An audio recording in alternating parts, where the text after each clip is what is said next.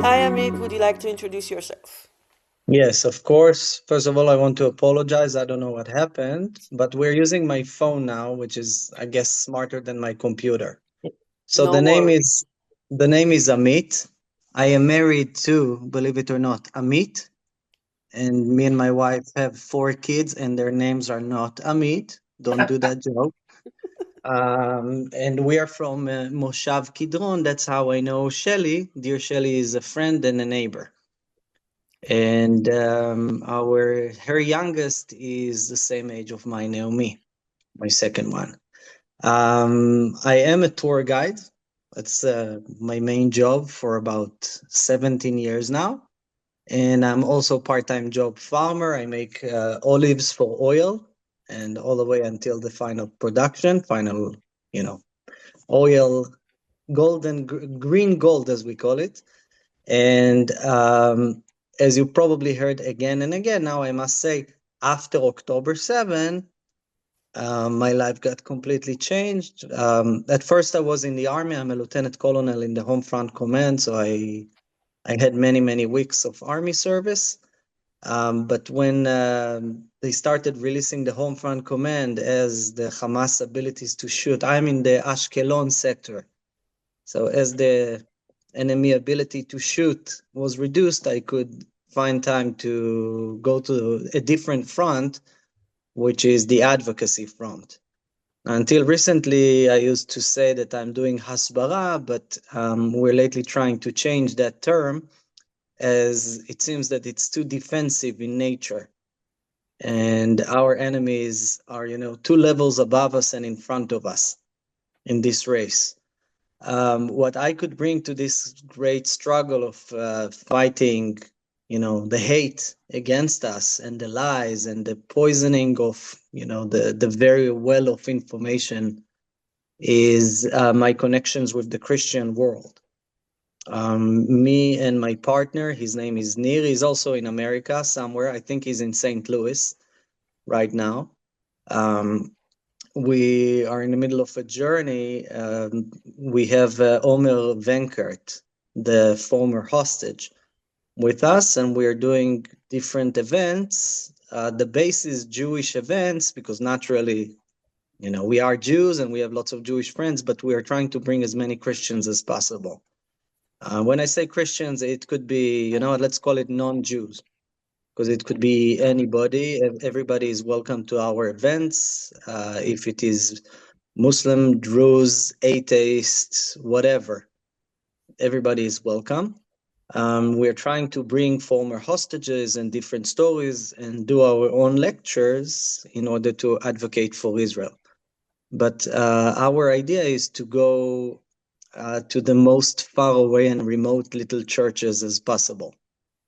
Those who are not enjoying repeated visits of, different, Noah Tishbis and Yosef Haddad's. So this is how I found myself in different interesting zones of America. If it's Spokane or, Washington State, it's a city I did not know existed until recently. And I found myself in, different islands of Hawaii and visiting churches, not the beach, visiting different communities that are actually supporting and, bringing my own personal stories from the war and from my daily life as a tour guide to them, basically. And recently, since the war, I don't know, you guys tell me if the war is over or not. I couldn't make up my mind yet, as tension is still going up and down all the time in this historical roller coaster that we're in. But we started finally seeing people coming back to Israel. And remember, I am a tour guide. So we started bringing different delegations of supporters. And we're going to deal more and more with that in the foreseeable future. So it's not only the regular, Christian sites in Israel, but also visiting wounded soldiers or visiting the Gaza envelope or talking to different, you want to call them influencers, you can. Okay. We are trying, by the way, it's important to say, not to deal with politics. Okay. Although sometimes we will work with the government of Israel, but as the government of Israel, we don't care if it will be left, right, Bibi, not Bibi. It's not relevant for us. Same thing in America. We don't dive.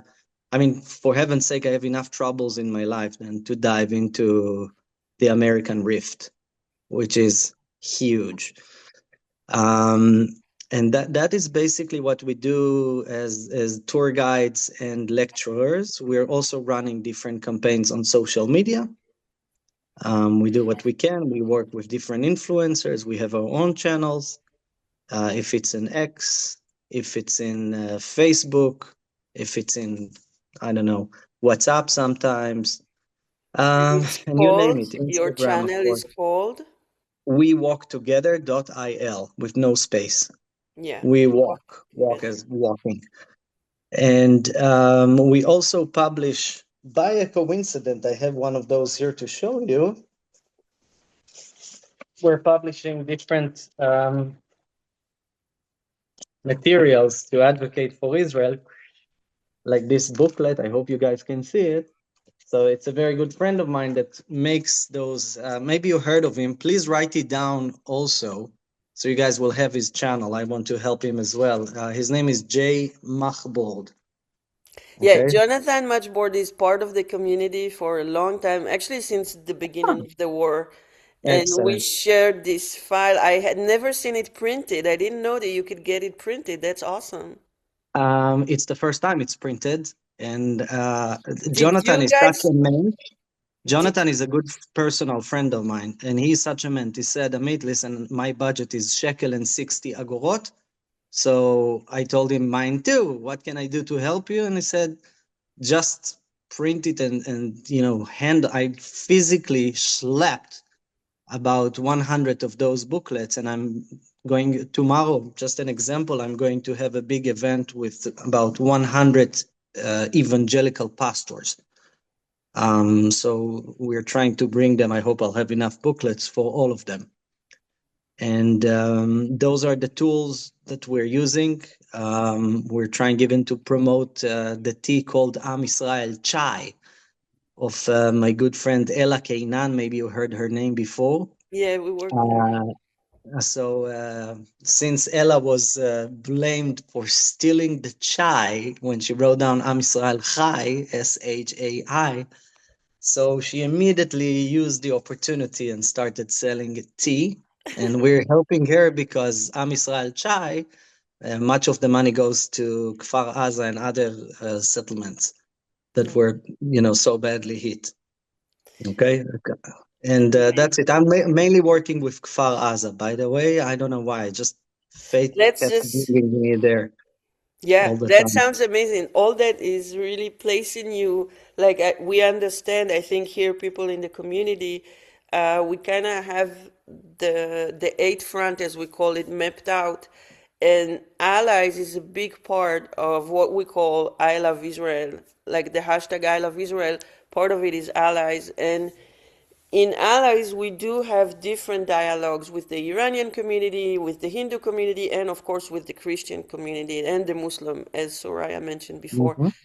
And could you Yes, dive deeper a little bit into the dialogue with the Christian communities? We of course. noticed that we, as Israelis, for example, it's very easy for us to say that Jesus was Jewish, for them, not so much. So could you like decode a little Okay. bit what are the. First of all, it depends which one of the Christian denominations you're dealing with Mm-hmm, and what is their core beliefs. We as Israelis, and I was like that for years, tend to see Christians as, okay, they're Christians, that's it. And, all 2.3 billion Christians are the same. Well, they're not. Our immediate and closest ally will be Protestants of the evangelical world.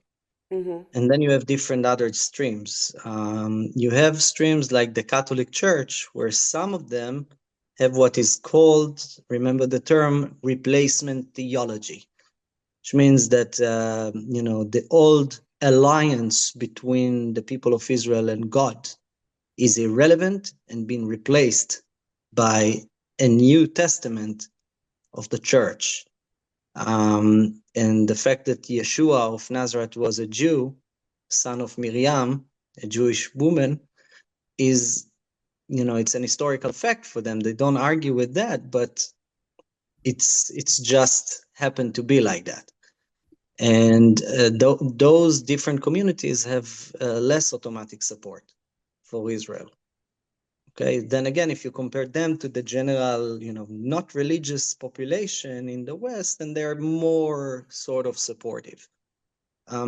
What we found out, and I'm saying it with a bit of sadness, guys, is that positive advocacy for Israel worked to a limit. We can talk about Jesus was a Jew, cherry tomatoes, and ways as much as we want. But what motivates many people to support the cause, unfortunately, is fear. And those people have reasons to be afraid of, mutual enemies of the West. And unfortunately or not, I found myself talking a lot about that. I've been asked a lot about that. What is radical Islam? What is jihad? What is radical type of jihad as well? So this is a way to find a language with them. Once you create this first communication channel, then you can talk about cherry tomatoes, which is nice. Yeah, I personally can't stand cherry tomatoes, by the way, but I will advocate for them. That's for sure.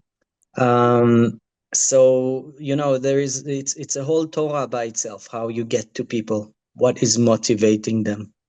But here's a message that my good friend Ella Kainan wanted me to deliver too, is that our defensive nature or positive nature of telling people no, that's a lie, and chase lines and use whole paragraphs to prove 3 or 4 stupid words about Israel. Jesus was a Jew, or Jesus was a Palestinian, and now go argue.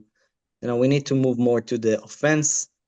And I found myself lately talking a lot about what's going on in Syria, Iran, Sudan, and you name it, the list is big, and also atrocities that they do in the West as well. Okay. And to be honest, I'm not enjoying that part. I would love to talk about Israeli desert agriculture rather than that. And that's what I do. This part-time job. But this is a message that Ella, and I agree, wanted me to deliver also, that we need to understand that the enemy knows us very well, and we need to educate the people what is that enemy looks like. Okay, and that enemy could be Qatar, it could be bots from Iran. By the way, many bots stopped their activity when Iran blacked out the internet. Did you know that? Like in the millions. Yeah, that's amazing. There is a major decrease on those bots. Some of them are just bots that are dealing with dividing the West and making Democrats and Republicans in America hate each other's guts. And all of a sudden, those bots stopped working. So here's another thing that people should know, people should be aware of. Let's talk about something that I just find it lovely that you happen to be here, because we know all that. That's kind of like where we live. We live in that space of the eight front, and we're dealing with all the horrible things that we have to deal with. But I want to take this opportunity to deep dive into something just lovely, which is olive oil. Tell us a Yeah, little bit yeah. about your work. I should have brought you I schlepped a few of them. Well, the olive oil is something, first of all, it's very biblical and very, appealing to the people. The olive is one of the 7 blessed species mentioned in the Bible, and it can survive pretty much every harsh condition in Israel. Of course, the amount of fruit varied, okay? And depends on the type of olives that you're dealing with. Mm. My trees specifically are the majority of them is a type called Corotina, and Corotina is an Italian brand, very spicy.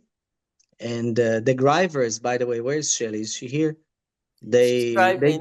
They consumed hundreds of gallons of that over the years, and sometimes they even purchase it for gifts for all the mishpoche. And as you know, they have hundreds of brothers and sisters, the drivers. So it's a strong, flavorful olive oil, mainly for dressing, of course, not for cooking. And as a guy who was schlepping all over America, it's a great gift. It won't decay that fast, and you can take it with you. Although one day it will break my spine because I need to carry it, on me, but it's all right. It's something that we sell. I love Maybe that. we should find an olive oil chai or something, olive oil chai. Yeah. We need to think of rebranding. If you have ideas, I'm all ears. But I mainly sell it in Israel, and we use it as gifts, of course, all over the world when I'm traveling. Yeah. And I travel a lot. I mean, every second to every third month, I'm flying to America for the average is 2.5 to 3 weeks. At this point, we must all salute Amit the girl for raising 4 kids, Yeah. lunatics as their father, when I'm away. If it's in the army with tourist groups or flying to America a lot. It's doing great job. 100%. I want to talk a little bit about olive oil in the political context because we had in one of the calls lady that lives in what we call settlement, and she said they come at night and they plant a lot of olive trees around us, and in the morning we wake up and they say like this has been in our family for generations. So there's a little bit of a fight, I feel, about the idea of the olive tree as a symbol of Israel, as you say, from biblical time, or as a symbol of Palestinianism and how they claim the land, etc. Do you see a little bit what I'm talking about? Oh, absolutely. And you know why? Because the trees don't care who is raising them. The trees just are, they're not even native to the climate, by the way. The trees were brought thousands of years ago, but the olives are not from here. They're from South Europe. And they were schlepped. Don't Google me because maybe I'm mistaken. And I Okay. don't want you to know. But it was not something that showed up here like millions of years ago. People are spreading the olives. There's more than 1,000 types, Well, and I think both sides are using the olives because they're so symbolic. It's a strong tree. You cut it, it grows back up. Okay. By the way, the olive oil appears also in the Christian traditions as well. Okay, and kings of old used to be anointed by the olive oil. mm, That's for sure. So mm. I understand why both sides are using the olives. Yeah, how sad, right? They turn everything into an argument and a source of, Yeah, well, I feel hate. like it's a part of a bigger conspiracy where they actually appropriate everything that's in our culture, our story, our narratives, our symbols, and olive Hijacking oil it. is included. So it's just part of a very long list. Um, we're gonna go to Q&A in 6 minutes. Before we go there, I just wanted to ask you, as a tourist guide, what are the places in Israel that Christians like to visit the most? They want to feel the footsteps of Jesus, of Yeshua. Mm-hmm. So an average Christian pilgrim group will start usually around Nazareth and Sea of Galilee, Okay. a little bit in the area known as Caesarea Philippi or Banias, as we call it. And Okay. then you go down, you baptize in the Jordan River, and you spend time in Jerusalem, with usually a short dash to Bethlehem as well to visit the Church of Nativity. Okay. But the New Testament covers other parts of the country as well. And if you're a tour guide of evangelical Christians, then other biblical sites might be visited. If it is Shiloh, okay, Mm. not mentioned, of course, Qumran, and Masada, who are not exactly biblical, but they're just too amazing not to visit. Yeah. But those are the sites. Did I mention Jaffa and Caesarea? Okay. Those two. Those two. A city that unfortunately is neglected from all those tours is Akko, which is one of my favorite spots in Israel, actually. But Akko, poor Akko, does not appear in the Bible enough. So, no time for Akko. Yeah, I'm trying to think. The number of Christian visits in Akko I brought was like 3 private tours. That was it, all those years. But people want to touch something that is familiar to them. Yeah. Okay, so here's the other side of the coin, right? You can advocate using fear of mutual enemies, but you can also talk about mutual traditions, clearly. Okay, just open Jaffa, even is mentioned in the Bible twice in the Old Really? Testament. Yeah, Jonah the prophet ran away through the Sea of Jaffa. That's how the Bible calls it. And the cedars of Solomon's temple were brought through the Sea of Jaffa, Oh, which is wow. pretty cool. Yeah. That is They amazing. recently even found a ship, by the way, about 90 kilometers away from Jaffa. Did you see that? I just heard about it yesterday. No, I haven't. Canaanite ship, full of those materials for the pharaohs to make mummies. Pretty cool. So it was Wow. a serious treasure that sunk over there. Sorry, that's a tour guide with ADD. I'm swept away to other subjects. No, we love it. We love it. It's all connected because a lot of the ignorance and the lies that we're seeing is connected with many people, including ourselves, that we don't know enough of our own history and our own references, and there's so much to discover. I know that Akko is a major place for the Baha'is, right? Absolutely. Yeah, this is where But the Akko religion. is the most important city for the Baha'is. Yeah, To be more specific, the Baha'i shrine, the grave of their prophet Baha'u'llah outside of Akko. You know how many times I was there as a tour guide? 0. I was there once in my training and once with my kids. That was it. And if you guys never been there, everyone saw the one in Haifa yeah. because it's so visible. Go and see the one in Akko. It is absolutely stunning. And there's so many things to see there, and so few people are coming. It's a And it's shame. so connected to what we're seeing today in Iran, right? Because he was an Iranian person. He was persecuted Correct. in Iran and he found refuge in Israel. Could you walk us Correct. He shortly was through he that? was an aristocrat, and this is why his family managed to smuggle him out to an exile in the Turkish Empire. And the Turks basically brought him to Akko, and then eventually was in a big house arrest in Yeah. that mansion. That's where he spent the last years of his life. And if I remember correctly, his name was Mir Ali. That was part of his long Persian name. Also, the prophet who is buried in Haifa, the big temple over there is not a temple at all. It's a mausoleum. And Okay. his grave is there. Yeah. His name was El Bab, the gate. And Yeah. he was not that lucky. He was also Persian, but he was killed. They executed him.